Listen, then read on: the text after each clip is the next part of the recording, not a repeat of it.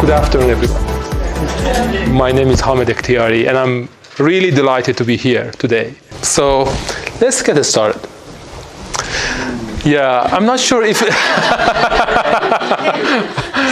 if there is somebody here who is interested to have a really nice cup of French fries. I don't know what did you have for lunch today, but probably if we offer, there would be people who would be interested to have a cup of really nice French fries. Okay. Or if somebody is not that much interested to French fries, I can offer a brownie, a really fresh brownie, just out of oven, hot and ready to eat. And if you want to, let's say, rate how much you really like that brownie, okay, from 0 to 100, what would be the number? Jennifer? 20. Brittany? 60. Claudia? 10. Okay, so you can see that people are quite different in terms of how much they like to have that brownie. And then we can have other brownies, probably even more attractive, or chocolate cakes. If I bring up chocolate cakes, really fluffy chocolate cakes from the best pastry in the town. When you see those things, or other chocolate cakes. So the color is not the best. I can see a really better color on my laptop. But if you see those things, you can see that you have a sort of food craving. You really like to have a small piece from those brownies or chocolate cakes. Okay? How do we feel craving? We know that it's about brain. So that is our brain which is processing that feeling of really wanting to have that piece of brownie. Okay? This is about what is happening inside the brain. Okay? But we do not have that sense about, let's say, this bag. So if I show you this bag, it's totally different. You will not have any sense about this bag. That's right? Okay? So it's about brain. So our brain would process in a way that we have a feeling about that piece of brownie without having a feeling about this bag. That is how our brain would process information. When we talk about drug addiction, I'm not sure if we already have anybody in the room who has a past experience of using, let's say, heroin or being an injecting heroin user. When we see the picture like this, it's just full of darkness for us. But when we have a patient who is suffering from heroin addiction, you can see that this picture is going to be more provocative compared to the brownie. So they have a really strong feeling about this picture. Or when we talk about a person who is using meth, when we show this picture, they would have a really strong desire to use meth. That is what is happening inside the brain. And there is a kind of important question from the neuroscience point of view. Why people develop that sort of attachment, strong bound to drugs? When we talk about drug addiction, when we talk about a patient or a person who has never been exposed to, let's say, meth. So what do you see in his face right now? Doubt, yes. What else? Confusion, what else? Ignorance. Uncertain. What else? Not interested very much. Fear. But you also see that, his hand is also, there is a level of curiosity. Yeah, so should I do that or not? Okay? But we know that when people start to use meth, over the time they develop a sort of attachment, strong bounds to things that they have not been that much important, but now when they see a pipe, they have a really strong attachment to the pipe. And the question is why people start to develop such a strong attachment. And we know that it's about brain. So we know that there are things that would be different in the brain after using drugs in a way that people would develop what we call drug craving. Okay. We know that there are brain circuits that are going to be hijacked by using drugs in a way that they will develop drug craving as we develop food craving. But drug craving is going to be 100 to 1,000 times more powerful than food craving. We know it's really hard to kind of tell a person who is interested to lose weight, just stop yourself. It's easy. Just try not to eat those French fries. It's really hard to control. But we know that drug craving is something like 100 to 1,000 times stronger. So we are talking about a really, really strong desire that is being processed inside the brain. And that is the main driver for people who have had any experience of using drugs. And the question is, okay, how we might be able to help these people to recover in terms of changing what is happening inside the brain to be able to control their craving or even not to have craving when they are exposed to these drug cues. Okay? That is the idea and how we try to promote. So we start from this point that in this context, we consider addiction as a brain disease. Is there anybody here who is doubtful about that? In terms of telling that, okay, addiction is not a brain disease. You probably have heard things, that addiction is something like a social construct, or it's basically is it something like a personal choice, or things like that.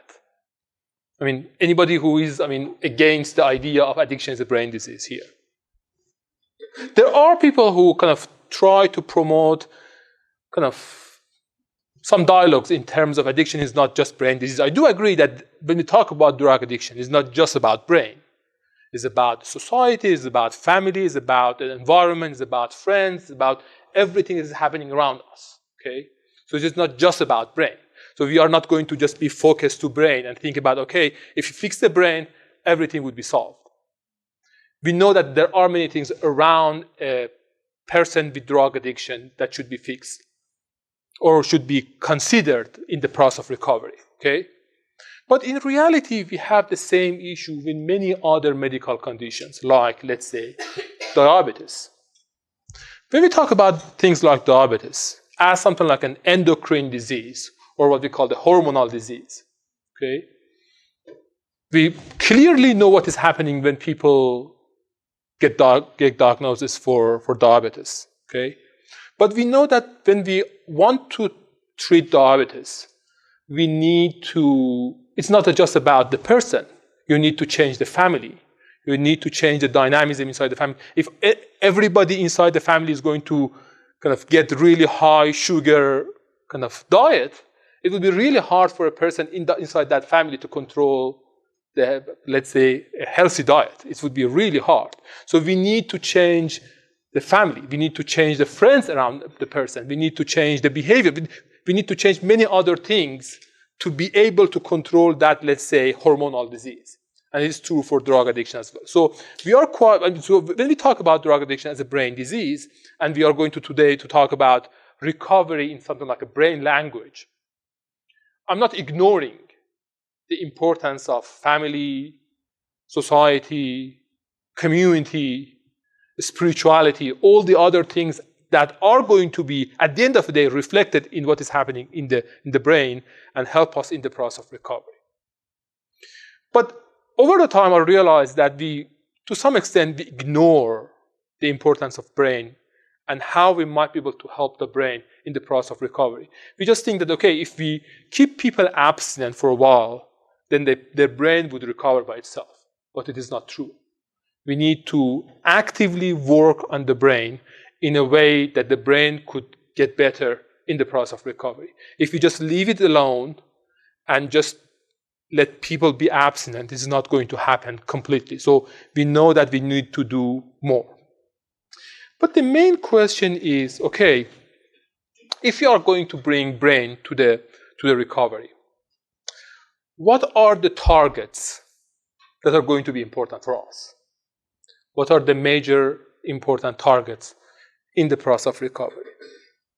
And I can understand when we talk about brain and neuroscience, you might feel that, okay, things are going to be really complex, okay? So I'm trying to make it as simple as possible. And I realize over time that people with minimum level of understanding about brain, they can easily learn how to use basic principles from brain science to help their patients in the process of recovery. So it is actually complex, but we can learn things that are really simple to do, and we are going to discuss about those really simple things. But what are the major targets?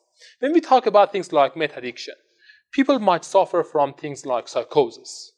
Okay, so that is one level of problem. Okay, do you agree that that cartoon is about psychosis, right? They might just be detached from the reality of what is happening outside. They might just get paranoid about what is happening in the family, and they just have hallucinations, delusions about what is happening outside.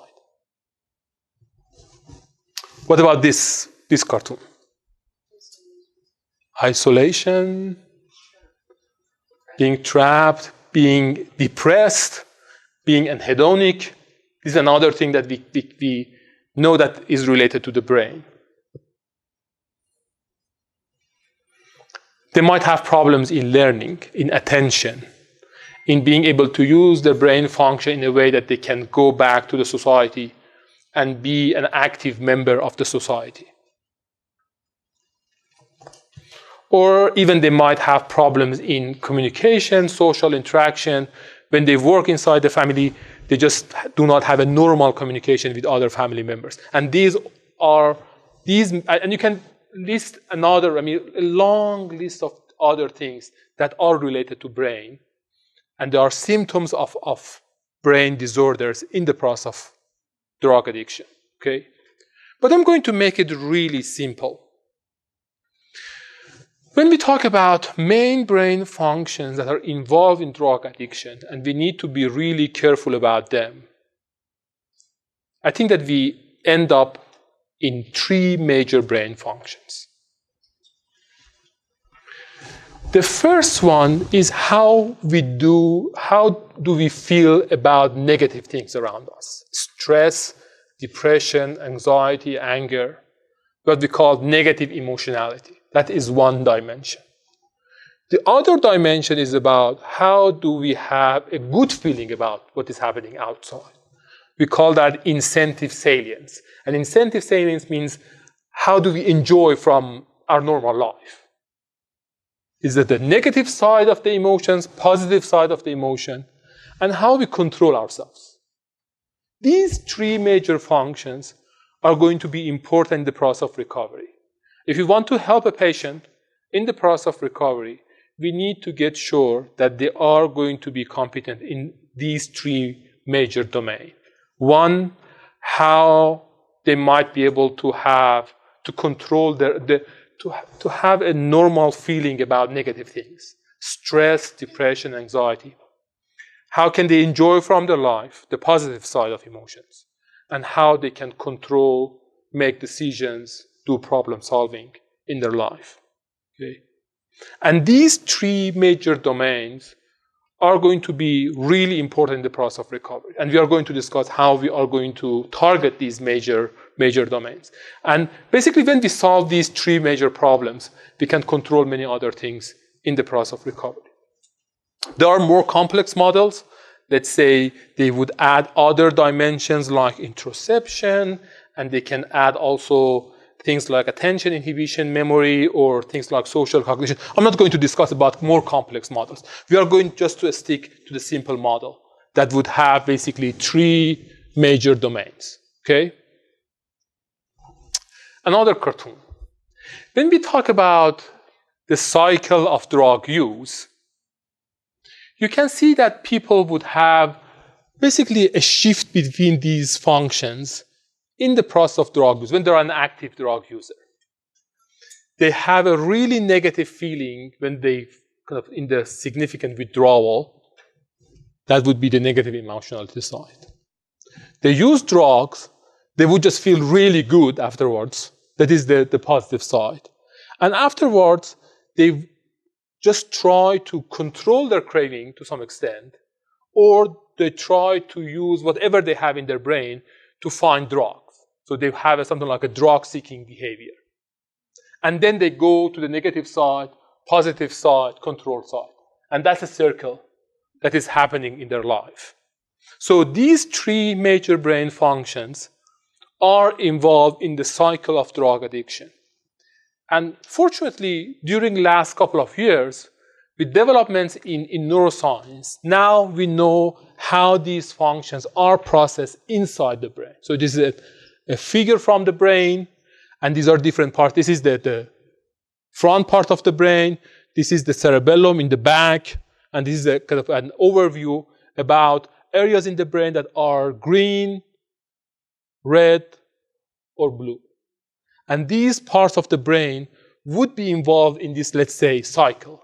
That would be withdrawal and negative affect, preoccupation, anticipation, drug seeking, binge and intoxication, and again, withdrawal and negative affect. So this circle or cycle would go on and on and on, and then the problem would get worse and worse and worse. That is how we know about the process of drug addiction.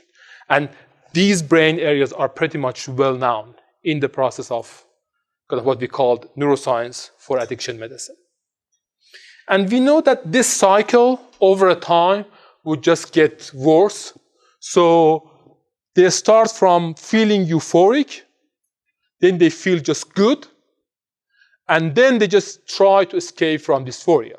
So, I mean, that is something like a process of changing in these three major dimensions of drug use behavior. And something like this, they just go down. And at the end of the day, I mean, they would be kind of feeling like this. I had patients that they were explaining the feeling that they had. It's just they feel that they are under huge amount of the crushed house, and they cannot move, they cannot do anything, just feel desperate. And that is the feeling that they feel over time. So that is the cycle of addiction and how these processes are involved in the kind of development of drug addiction. Okay, how we can use that knowledge to help people who are in the process of recovery? How can we kind of use that understanding to help? I'm going to bring you back to the phenomenon of drug craving and what we call something like cue-induced craving. When they see the cue, they just have a really strong craving. And the cue can be everything. It could be a smell, just a sight, a verb. Even if you provide them a list of words that are related to drugs, that list of words could provide them with a craving. So anything that would be related to craving.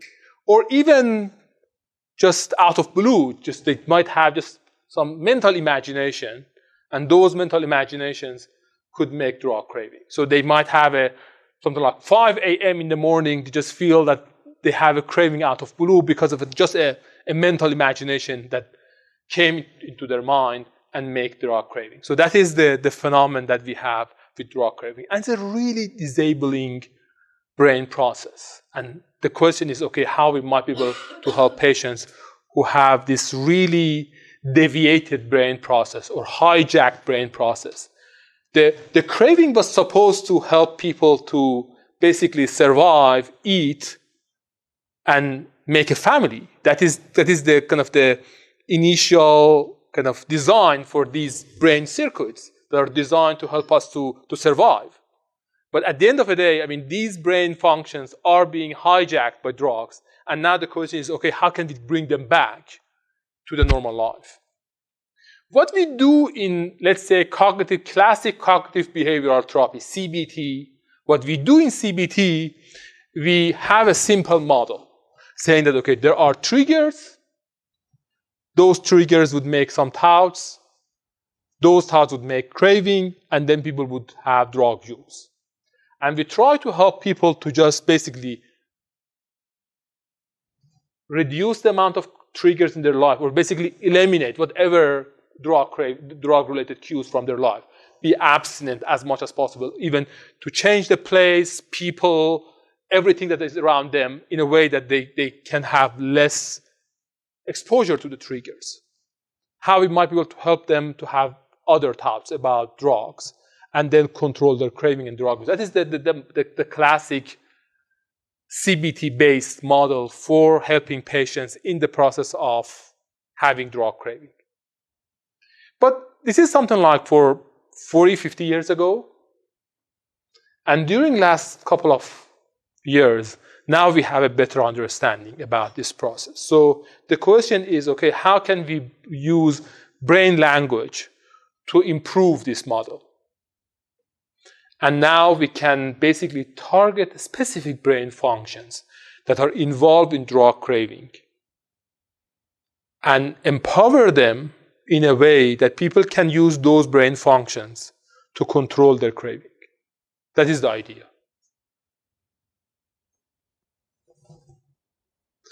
We developed a new model that we call Easy Core. I'm going to discuss about the details. It seems a little bit complex, but I will tell you how different brain functions are involved in the process of drug craving and how we help patients to understand about what is happening with these brain functions and how they can use their understanding about these brain functions to help themselves in the process of recovery. That is what we are going to discuss today. And we know pretty much a lot about the brain networks that are involved in these functions. I'm going to discuss about them in the next steps. Let's go back to the three colors that we had before. I was preparing this slide, I was thinking that I might kind of change these colors in terms of the yellow, the red one and the blue one. And I was thinking that I might be able to kind of make the negative one blue and the positive one red. I mean, that makes a little bit more sense. I'm not sure, do you agree with me for that or not? But I was thinking that, okay, most of the time when we talk about kind of negative side, we talk about something like a blue one or the red one for the positive one. So, by the way, right now the positive is blue, the negative is red, and the control is green. And basically these four major brain functions in the middle are involved in the positive and negative feelings about drug use. And then the last part is about control. So I'm trying to integrate these colors to the Easy Core model, Easy Core model that we are going to discuss today. Just to give you a kind of, trying to make it easier. I'm going to talk because you do not have any experience of drug using. So when I'm going to give you a sense about drug craving, I usually start with talking about food because we have a sense about the power of food craving. And sometimes it's really hard to control, especially those who are interested to lose weight. They know that it's really, really, and sometimes you really know that, I mean, if I take that additional scoop of ice cream, it's going to hurt my health. But, I mean, we do that. So how, and sometimes to be honest, sometimes it's really hard even to ask patients in terms of, okay, you are going to control your craving. But in reality, it's really hard for us to control our craving. And I received the feedback from the patients about that a lot in terms of, okay, you are talking about controlling drug craving. Are you able to control your food craving or not? And to be honest, I was something like 50 pounds heavier than what I am right now. And it worked. Yeah, basically, I lost 50 pounds. During last something like 5, 6 years, in this talk, I didn't put kind of slides about kind of my previous, let's say, before and after pictures, showing you, how I was before and now how I'm kind of doing different things. I have some talks, if you can see kind of my YouTube page, you can see some of the talks I'm talking about how my personal experience in terms of losing weight with the same idea of, okay, we are helping patients to control their craving, how we might be able to help ourselves. That's a major question, to use the same understanding to control our craving. So I think that the food craving is a really good proxy for what we are going to talk about in terms of drug craving. Okay, so when we talk about the easy core model, we start from environment. So environment is important. When we, let's say, live just beside a really nice pastry, and there is a really nice, let's say, showbox in front of the pastry, providing lots of really nice cookies and brownies and cheesecakes and all the other things that basically they grab our attention. It's really hard to control craving. So environment is an important factor. Then the next step would be attention. So we just pass over and those really nice pastries would just grab our attention. And then we are just seeing what is happening inside the showbox. Then we have memories. When we see those, let's say, cheesecakes, we have lots of really good memories about cheesecakes. Having cheesecake with family, having cheesecake with other, we can discuss about those. Julie, I feel that you have lots of really good memories with cheesecake, or you can. Cheesecake, yeah. Yeah, and really huge ones, and in different shapes. Yeah, so when we talk about those memories, even memories that we go to Cheese Factory and with family members and kind of enjoying our time, all those memories would just come up. So when we talk about those cues would bring up lots of memories. So the first brain function that is involved is attention. The second one is memory. Then we have another brain function that we call saliency processing. What does it mean, saliency processing? Exactly. Should I take it or not? What are the pros and cons? What are the harms and positive side of taking that? Should I do it or not? And that's a really important brain function. We call that saliency processing. The fourth brain function is what we call interoception. What does interoception mean? Interoception is about how do you feel what is happening inside your body. It's about brain-body connection. Intro means from the inside. And ception is about how do you feel or perceive what is happening inside your body. During the last couple of years, we realized that there are very big highways of information between the brain and body. And when brain and body talks to each other frequently.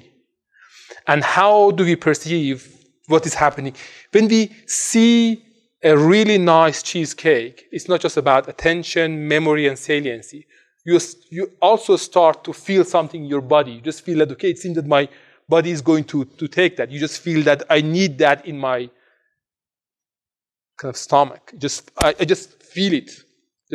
Or even I feel that in palms of my hands, just feel that they are cold, or they are sweaty, or it is not just about the brain, it's also about the body. So you feel that desire in your body as well. And the interaction between brain and body is going to be really important in developing that craving and also controlling that craving. So we'll discuss about that later. So the fourth brain function is about interoception, what is happening in the body. And then the fifth one would be control. How do we control that? How we make the final decision to do it or not. And then at the end of the day, that will be the response. Are we going to just pass by without taking a piece of cake, or are we going to stop and buy a piece of cake? Okay? And this is exactly the thing that would be happening when we talk about drugs. Those who are using drugs, they have the same issues about attention, memory, saliency processing. Should I do this? Should I do meth? Or go and do a sport? What is the interoception? What is the feeling that I have? The memories, the control, and everything that is related to drug. Okay, so we developed the model, and then we started to develop a specific program that we called NEAT, Neurocognitive Empowerment for Addiction Treatment.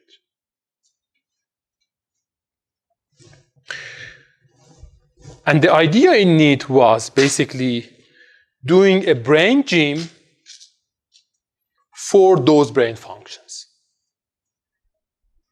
starting from attention, and then talking about saliency processing and memory.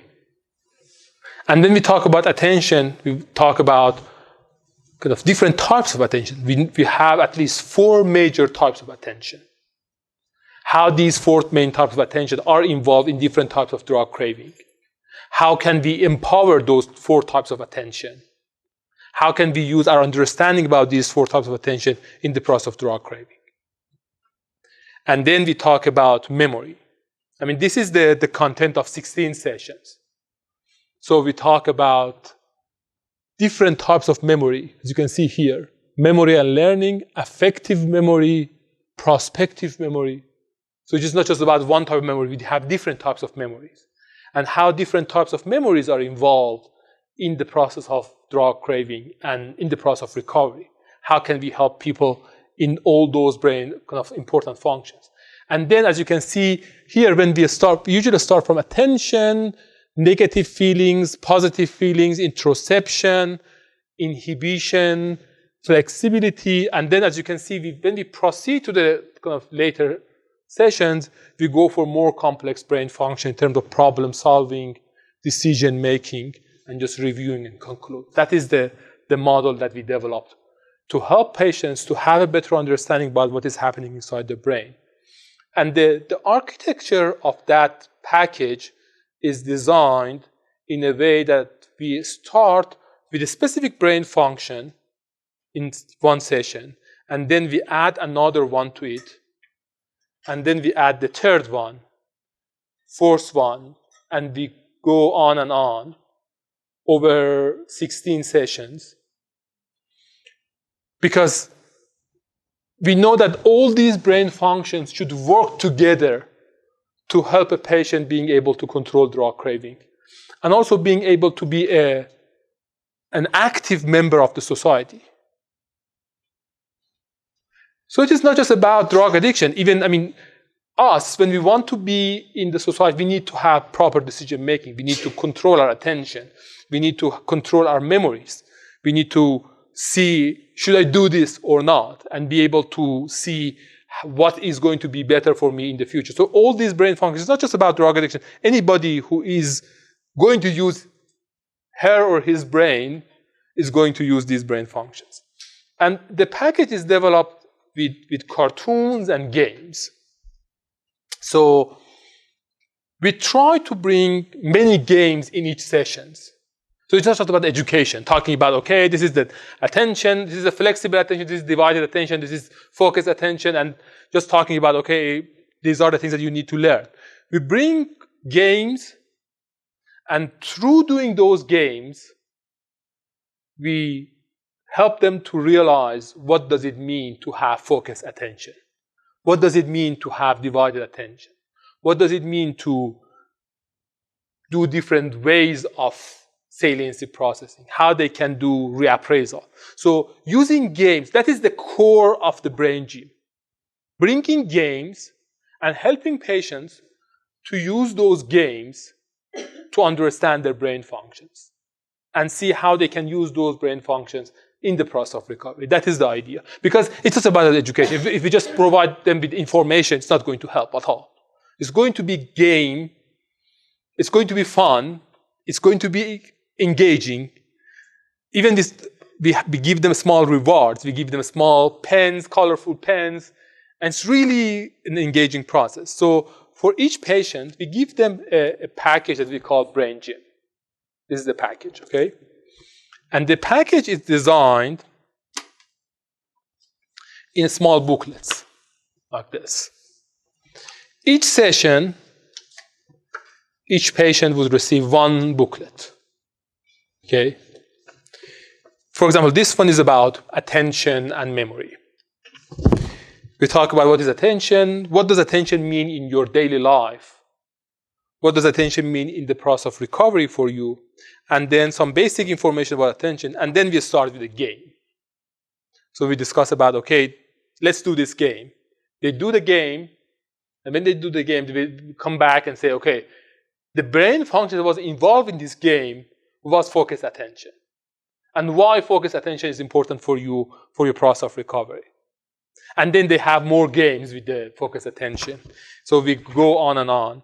And then they have homework part. So we do, let's say, the half of the booklet inside the class, and then they have other games to do between sessions, whether they go home or whether they are in the center, so they can do.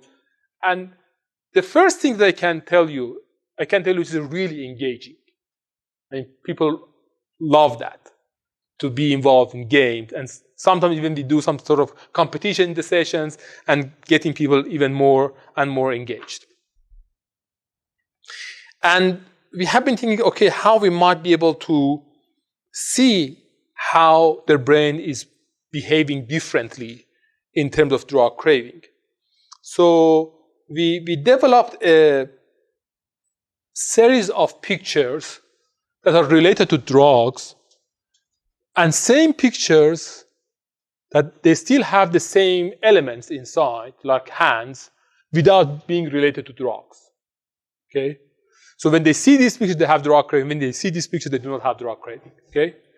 And we developed a large database from opioid pictures and meth-related pictures. And then we put patients inside the scanner.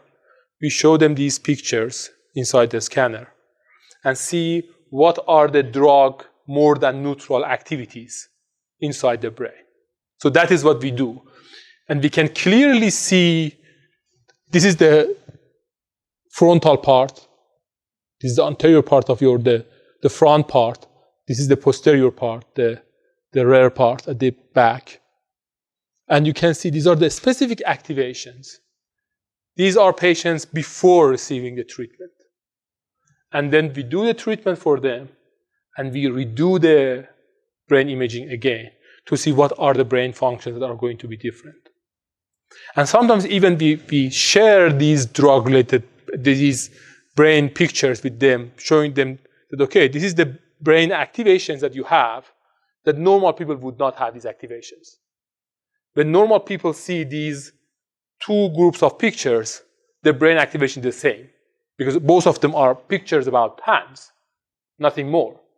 But when those who have been drug users, when they see these pictures, they have specific activations related to drug craving that normal people do not.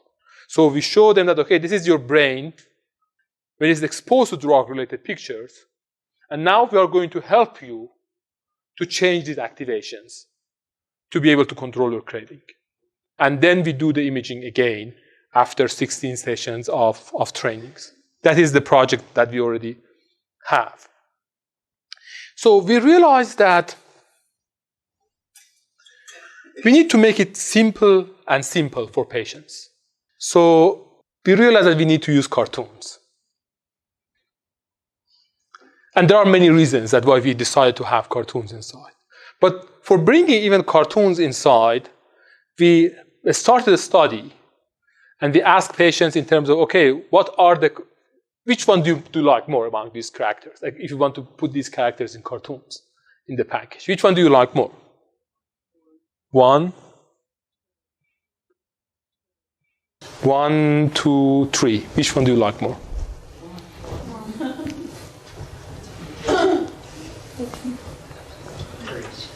3. So you can see that there are many factors involved in terms of, okay, which character is going to work better for us. And it was also important for us to have a character that is pretty much ethnicity neutral. So trying to just avoid to be white, or just considering that how we might be able to find a character that would cover, the variations that we have in terms of the ethnicity and color. So we started with this character, and we started to think about, okay, how we can make some ideas for the cartoons, initial ideas. And then we made those cartoons with colors. And we realized that there are lots of complexities in developing those cartoons. For example, we provided them with this cartoon. This is about lack of insight. Do you agree with that? It's about lack of insight. So they do not have a good, proper insight about the level of problems that they have. But they didn't like that. They hated the picture, the cartoon. Why? They have been thinking that kind of the red nose is too stigmatized. And the face is it's too much. So we changed that to this one. And they felt that it's more reasonable. So that's more relatable. The first one was not that much relatable. But because we really liked the patients that have a sort of a level of relatedness to the character and the cartoon. Then we developed this one. They didn't like that. We developed this one. But even with this one, we realized that there are many patients that they don't like that. Do you know why? There's a child involved. In reality, as you know, most of them, they do not have that significant other in their life. So we moved for this one, and they liked it more. So, I can see that there are positive things about this one, and so it's really complex. There are lots of minor details in terms of, how we can bring those cartoons. And even how we might be able to bring in people of color, how we can consider those things. We receive lots of feedbacks from people of color in terms of they have been feeling that, putting them in cartoons, they just made them feel not really good. That was the feeling, that the feedbacks that we received from those specific communities. Even what I'm doing right now, I provided cartoon face for myself and the other contributors in the package, just saying it's not just about others. That's the kind of the things that we are doing for ourselves as well, just kind of giving the people a better feeling. It's not just about making a cartoon from you. Even our photos in the page is going to be just cartoons, just showing that we are just going to make it more palatable and more fun in the process of learning. We received a fund from Oklahoma Center for Advancements of Science and Technology. And right now we are doing a large study in women in recovery, the center that you probably heard about in Tulsa. And we are also collaborating with other programs in 12 on 12 and family and children. So there are collaborations. We started to develop therapists in different centers. So those who are interested to learn more details about that, I will tell you how you can learn more details about doing these packages. And we have kind of realized that it is going to be doable to do it in something like group-based therapy sessions. So we do the therapy and games in the group therapy sessions. We received, this guy is Brad Collins from 12 on 12, and he was really helpful in the process of developing the material, because we have been really interested to have the material in the vernacular from the patients, in a way that patient just feel these are the words that we are familiar with. And there are specific scenarios that patients are basically, I can ask one of the, would you just read that, the first scenario loud? Read all of that? Yep. Okay. What is my problem? I noticed that my memory doesn't work as It's about memory. Yeah. Sorry. I noticed that my memory doesn't work as well as it did before I started using drugs. One reason my memory may not work as well is because it is hard to focus and attend to what is going on around me. I am easily distracted and often lose my concentration. I often ask the same question repeatedly, or I have to reread things over and over before I can remember the information. These problems with attention and memory impact my studying, work, and sometimes even my relationships. How can I learn new skills, receive certifications, or start a new job when I have problems with memory and attention? That's the scenario. Julia, would you read that loud? That top paragraph? Yep. I often experience difficulty in shifting my attention between tasks and thoughts, particularly when I have to multitask. For example, if I receive a phone call while I am watching TV, I cannot easily shift my attention from the TV program and focus on the phone conversation. Also, when something passes through my mind, it often sticks, and I have a hard time switching to think about other things. I often feel like I do not have control over my attention, which gets in the way of completing tasks or projects, as well as my substance use recovery. Do you feel it's a kind of a scenario that, makes sense to you, that would be related to the patients, that they have the same issues?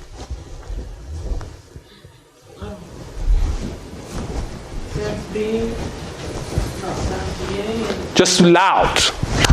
Oh yeah, strong and loud. I know it's just something like 4 p.m., but kind of your entire energy. Good. Since the beginning and recovery, I noticed a lot of changes in internal sensations and feelings, such as heart rate, butterflies in my stomach, or upset stomach, flush, shaking.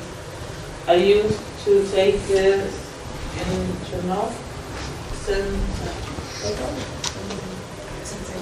a sign that I needed to use. I feel like I've had a hard time understanding and trusting what my body needs.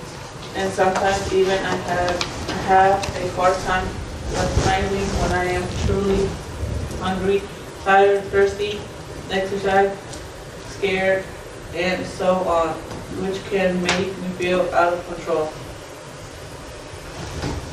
This is another scenario. So these are the scenarios that we develop to just tell patients that these are going to be helpful for you if you are able to fix them.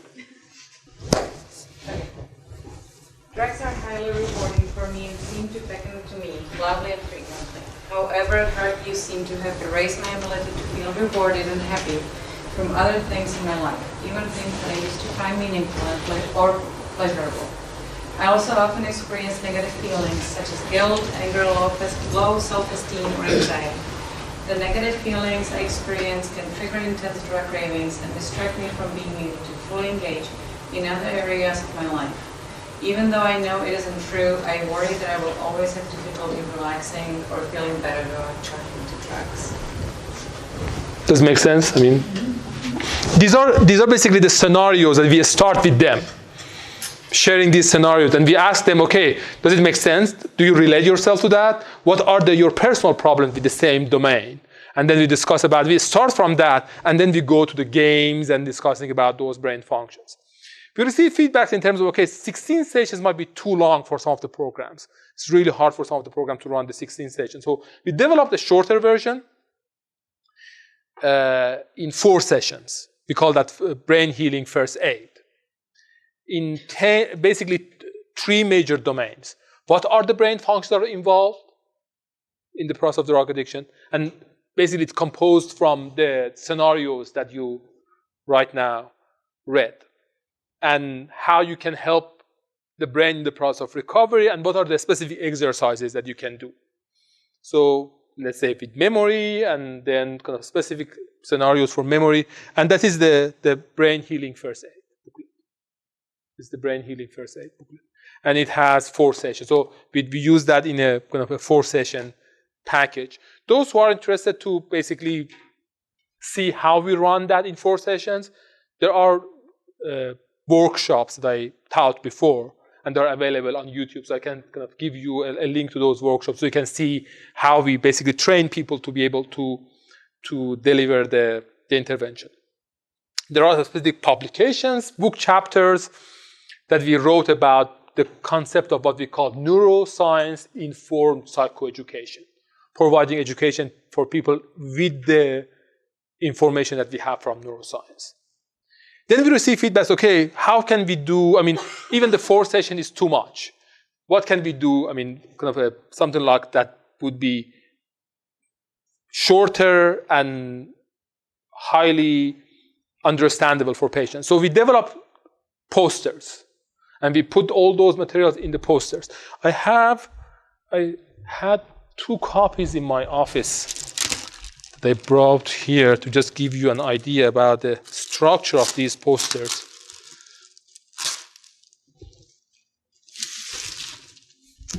Okay, so as you can see here, these are 2 different versions of the poster 1.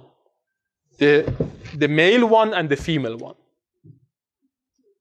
It's hard for you probably to see from that distance, but I can just, you can just pass it over to That is and we can have it in a really larger size. So we can have it some sort of the wall.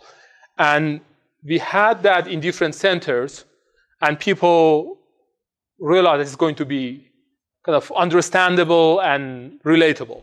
So that is the structure of these posters. So we started from with that, with one copy. But over time, that we realized that it's not just a problem in US. People across the world, they have the same problem. And there is nothing there. So in just something like few months, right now, we have them in 12 different languages. So people across the world, they realize that something that we develop in Tulsa is going to be helpful for them in different centers. So we have a web page right now. We call that Brain Awareness for Recovery Initiative, BARI. If you search for Brain Awareness for Recovery Initiative, you can find them.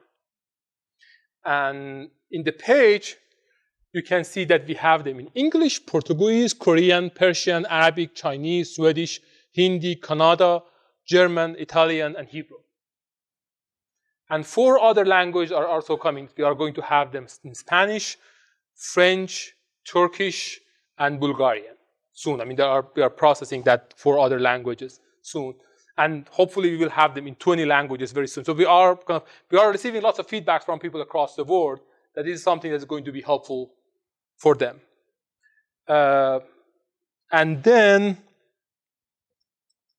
we also have a series of videos for workshops talks that we present in different places. I was in New Zealand a few months ago presenting them, and they are right now using the package that we have in New Zealand. I was in India a few months ago.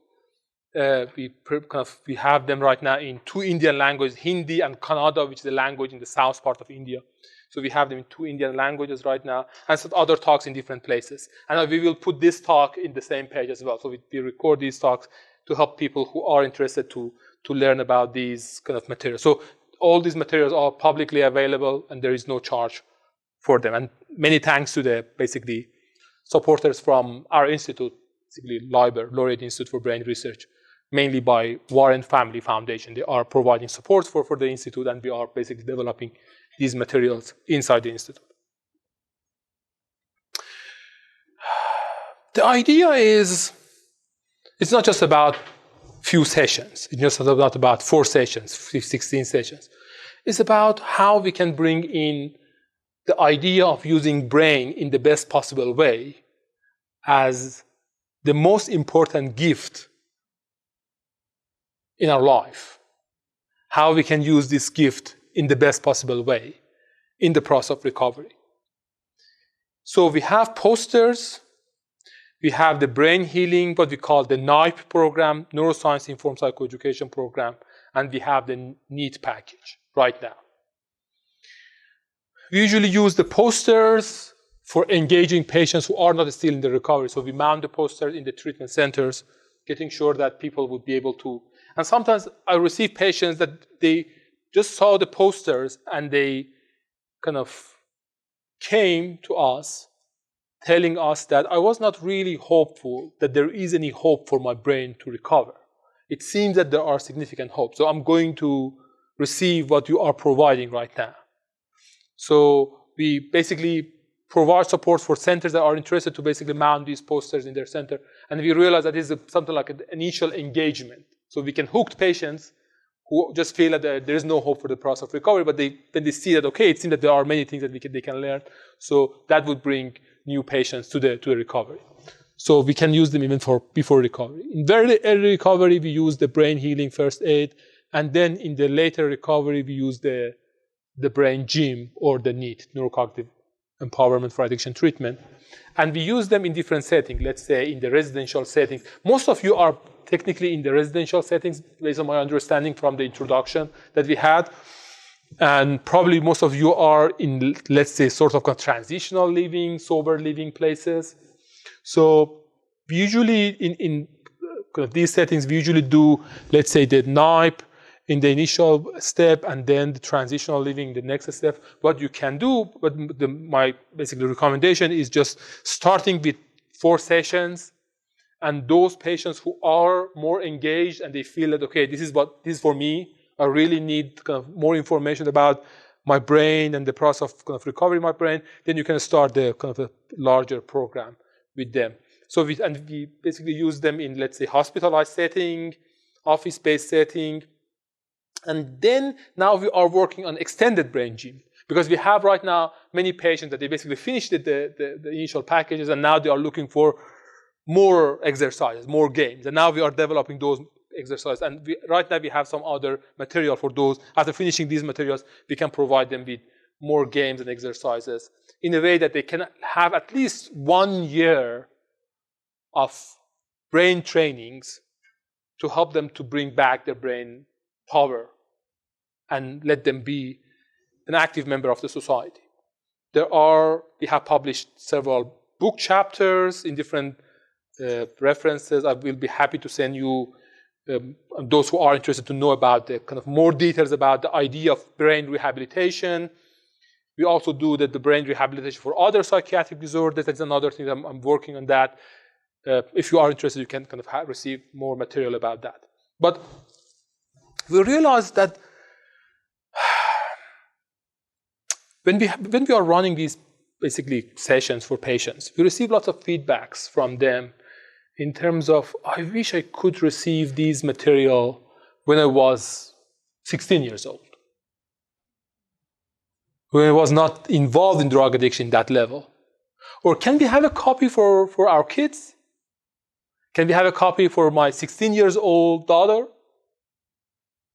Because, I mean, there are materials here that are related to drug addiction, but something like 5 to 10% are specific to drug addiction. There are lots of material inside that are about the idea of, let's say, cognitive resilience.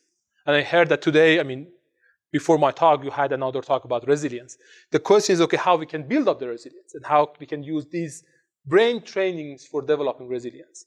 So now we are working on an idea of brain gym for resilience. And we are developing a new version of the package that could be used for middle school and high school students. So that is the kind of the new version that we are developing. I mean, if you are interested, we would definitely be happy to share the material that we have or help you to kind of develop those programs in your setting. So that's another. So, and we have some other cartoons for those packages that are more kind of friendly with lower age. So we are working on that. Okay. There are some minor details in terms of when we talk about brain rehabilitation for those who are under recovery. What are the details? How we can instruct patients? Okay, we don't have very much time to discuss about those. Kind of, if you are interested, I will be definitely happy to provide you with details about, okay, there are some minor details when you talk about, okay, there is a brain sort of injury, how you can help yourself in the process of recovery, how we can provide them with hope. There is a significant hope. Meanwhile, we are not interested to provide them with something like a sick role that they can tell, okay, my brain is impaired. That is the reason that I'm doing these things. So they need to take the responsibility. Okay, I mean, there are problems in your brain, but you are responsible to learn how to use your brain the best possible way. The timing of recovery, that's a really important issue in terms of, okay, how long does it take to have my brain back? And then the question is, okay, what are the things, how much commitment I need to provide to be able to bring my brain back? Discussing about those things. Sometimes the progress might not be very sensible, but the progress is happening, discussing about those things. Commitment and motivation, how we can increase the motivation, how we can help them to learn how to take care of the recovering brain, how they can avoid stressful events, how they can do some specific trainings and keep their brain active. So just to wrap up. Today, we discussed about a simple 3-dimensional model about addiction and addiction recovery. And we discussed about, okay, these main 3 functions, positive, negative, and control. These are important to be considered in the process of recovery. And then we discussed about an easy core model that involves different brain functions involved in drug recovery. And then I told you that we have a package that covers these brain functions and help them to learn about using these brain functions. We hope that we can provide patients with a comprehensive and holistic recovery. The problem is sometimes we just cover one part of the recovery without considering other parts. So it's important to provide patients with a holistic recovery. And we can provide people a really good sort of brain language that they can talk about their problems with drug addiction and how they can help them with their knowledge about brain. In my talks they have available on the body page, I discussed about how brain is going to change. There is a specific kind of quote that, I mean, you cannot teach an old dog new tricks, but it's not true. We know that based on the knowledge that we have right now, when I was in the medical school, something like 15, 20 years ago, we have been thinking that the brain would not be able to change very much when people get older after the age of something like 30, 40 years old. But now we know that brain could be changing even at the age of 80 years old. Now we know that brain is much more flexible than when we have been thinking something like 10, 15 years ago. We know that brain could be changing forever. But we just need to know how to help the brain to change in different ages. How we can define personal goals in the process of recovery, that's an important issue. How we can instruct patients with the cognitive deficits. And a really important term that we use, we call that metacognitive awareness. What does it mean, metacognitive awareness? It means that I know what is happening inside my brain right now. So it's about cognition over cognition. Understanding, okay, why I'm behaving like this? Why do I have craving right now? Why do I have this feeling? Why I'm feeling so bad right now? How can I process that based on the knowledge that we have discussed? And how can we use games to bring in metacognitive awareness or sort of brain awareness? We can use cognitive rehabilitation for both relapse prevention and also resocialization. It's really important. If we want to have them back to schools, it's really important to help them to have a better memory and attention. There are challenges for that. We can discuss about challenges for a long time. But there are services and packages. So these are the packages that we develop, and we are happy to share them with you. And how can we start? My suggestion is just to start with the body page that we have and download the posters that we have and start to read the posters. You can find also the body booklet, the initial versions of body booklet in the English version. Oh, we also have them in the Korean if you can read Korean. We have them in Korean as well. And there are videos available on the page. So I would suggest you to start with them. That is the initial step. And we definitely will be happy to provide you with we can figure it out how we can collaborate, or if you are interested to run this in your center, how we might be able to find a way. It's not going to be easy, but we definitely will be happy to see how we can accommodate for that. And I mean, that's the reason I'm here. So I'm here to see how we can make collaborations. And also, the final message is I really like what we are doing in this way, because I feel that we can teach or we can provide people in the process of recovery with the skills to help them to help themselves. Because I think at the end of the day, everybody should realize that they should take control and be able to use this understanding about how their brain would work to be able to help themselves in the process of recovery. I should thank my colleagues, collaborators at Laureate Institute for Brain Research, Martin Paulus, who is the president of the center, Robin Opperly, my great colleague, Tara, Brad, Mohsen, Naim, and they are really helpful in terms of developing the material. Naim is the cartoonist who developed all the cartoons that we saw today, and he's doing a really nice job. So I'm going to send this piece of the video to Naim, telling him that I mean, everybody in the room is happy about the cartoons. So please keep pushing and developing these cartoons, and hopefully we will be definitely happy to extend the collaborations. I hope that I try to provide few minutes of time to answer questions, but probably we are out of the time. But I don't know. I mean, just whatever Sharissa. So if there is any specific question or thing that you might be interested to share, I will definitely be happy to listen.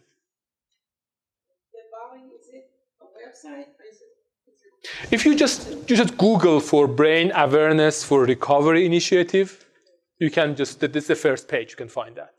And you search for the Laureate Institute for Brain Research, our institute. If you go there in the Laureate Institute for Brain Research, if you go to, I think, join to a study, there is a specific kind of tab about the body, so you can find the material in that tab. And also, I can send a link for Charities. I mean, Charities could basically share the link to you as well. Who can lead these groups, the knife and the brain gym? Who can be trained to do that? Right now, I train people with really minimum level of education. Those who have been drug users before and now helping in drug addiction treatment centers. Even for those with something like a high school education, I've been successful in training them and letting them be able to run the sessions. So the science behind it might be too complex, but the package is designed to be really easy to run. So it's not going to be, let's say, really complex in terms of, let's say, something like a process therapy sessions that are really complex and you need to have a really great understanding about running these sessions. It's designed to be simple in kind of essence. So that's what we try to make. And I think if you read the entire package, you realize it's not really complex to run. Especially if they can, if somebody would be interested to kind of see what we do. And we have, for the NEAT package, we made that manualized. So we provide something like 6 pages of details about how to run the session, what are the timings about the session. So we have the therapy manual for those who are interested to learn about the details. Any other question? Okay, good. So have a nice day. I hope that I gave you a brief introduction about the idea that we have, and hopefully if you are interested, you can follow that. If you are not interested, you at least have an idea, but there are potentials for brain recovery, so you might be able to kind of introduce the idea to your patients, giving them the posters, and hopefully we can extend the program in the future. Have a super nice day. Thank you.